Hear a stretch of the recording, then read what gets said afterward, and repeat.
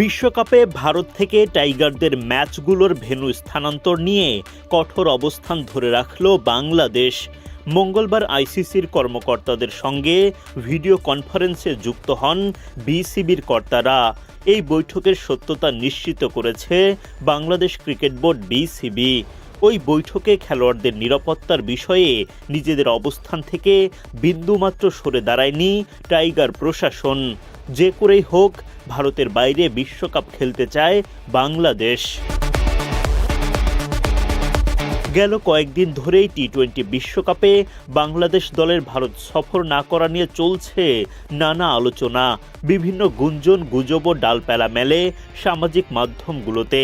তবে বাস্তবতা হলো এখনও চূড়ান্ত কোনো সিদ্ধান্তে পৌঁছাতে পারেনি আইসিসি ও বিসিবি। সবশেষ মঙ্গলবার বিকেলে উভয় পক্ষ নিজেদের মতামত বিনিময় করেন। বিসিবির পক্ষ থেকে জানানো হয়, মঙ্গলবার বিকেলে বাংলাদেশ ক্রিকেট বোর্ড বিসিবি এবং আন্তর্জাতিক ক্রিকেট কাউন্সিল আইসিসির মধ্যে একটি ভিডিও কনফারেন্স অনুষ্ঠিত হয়েছে। এতে আইসিসি টি-20 বিশ্বকাপ 2026-এ বাংলাদেশ জাতীয় ক্রিকেট দলের অংশগ্রহণ নিয়ে আলোচনা করা হয়। বিসিবির পক্ষে ওই সভায় উপস্থিত ছিলেন সভাপতি আমিনুল ইসলাম বুলবুল, সহসভাপতি সাখাওয়াত হোসেন ও ফারুক আহমেদ, পরিচালক ও ক্রিকেট অপারেশনস কমিটির চেয়ারম্যান নাজমুল আবেদিন ফাহিম এবং প্রধান নির্বাহী কর্মকর্তা নিজামুদ্দিন চৌধুরী সুজন। আলোচনার সময় বিসিবি ভারতে সফর না করার বিষয়ে তাদের অবস্থান পুনর্ব্যক্ত করে, যেখানে নিরাপত্তা উদ্বেগের বিষয়টি উল্লেখ করা হয়।